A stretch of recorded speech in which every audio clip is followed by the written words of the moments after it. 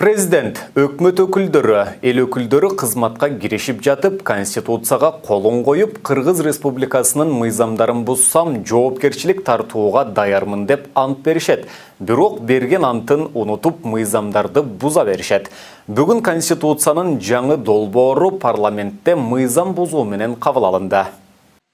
Конституциянын долбооруна 80 депутат автор деп айтылган. Бирок бардыгы жоопкерчиликтен качып, автормун деп айтуудан айбыгып жатат. Ушул долбоордун авторлору ким? Мен таппай атам. Компьютерде да жок, бул жакта да жок. Кайсы депутаттар ошону ага чейин таратып койсоңор. Элибиз билиш керек да. Жок эч жерде мына 80 депутат деп атат, 80ден ашуун. Кайсы депутаттар ар биринин фамилиясын ушул жерге таратып берсеңиз талкууга чейин. Рахмат. Ошол эле учурда автор деп белгилеп койгон депутаттар өздөрү Конституциянын долбоору менен тааныш эмес экенин айтып, автор болуудан баш тартышууда. Мен ошол инициатор эмес, ошол сиздерден суранам, ошол списоктон алып коюңуздар деп, анткени мен бул проектке эч кандай тиешем жок. Талкуусуна да катышкан эмесмин. Эң кызыгы баш мыйзамга маркум жана түрмөдө отурган адамдар автор болуп чыкты.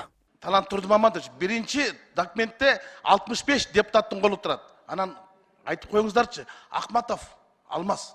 Кечели жер көрдүк го, ал кантип кол койду? Өлүп калган кишини кантип кол койдуңар? 1-мартта ал кантип кол койду? Дүйнө салып кетти го. Кубанычбек Жумалиев түрмөдө жатырга кантип кол койду? Мына карачы документ. Мына биринчи таблодо, монитордо документ. Депутат Рыскелди Момбеков Конституция зордук менен кабыл алынып жаткандыгын айтты. Демек, эртең но депутаттар секрет. Мен ал мыйзамга кол койгон эмес, мына мен колум көргөзчү депчи. Өтпөйт бул.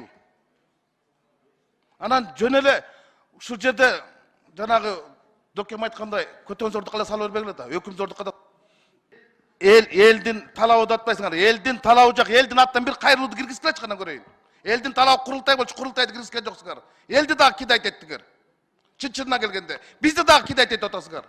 Бир топ депутаттар документ чийки экенин айтышып, кошоматчылыкты токтотуп, шашпай дыкат талкуудан өткөрөлү деген сунушту беришти. Капа болбоңуздар. Бетиңерге айтам. 80%-ыңар ушул 3 президентти ошолор эле кошомат кылып жүрөсүңөр, урунуп чыгып, чектеп кой, сүйлөбө, эчтеке кылба, таламын талашып.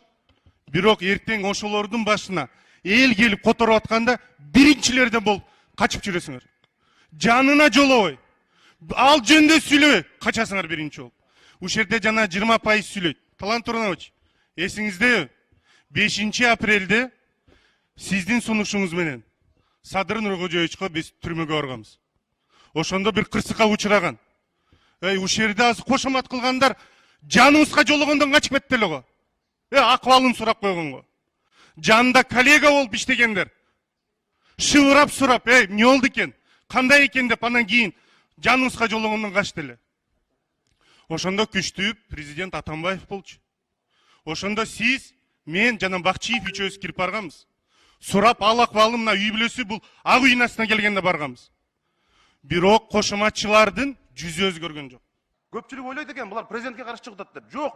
Биз тескерисинче президентке жардам берип атабыз. Ким келсе ошолордун кызматын кылган жанагы кошоматчылардын кызматын пайдаланмаңыз деп атабыз. Бизди дагы угуңуз деп атабыз. Оппозициянын укугун туктамаңыз деп атабыз. Коррупциялык иштерди иликтеген журналисттерди колдоңуз деп атабыз. Президенттин душманы ар жекшемби сайын бул жерде көчөгө чыгып, мыйзамдуулукту талап кылган жаштар эмес.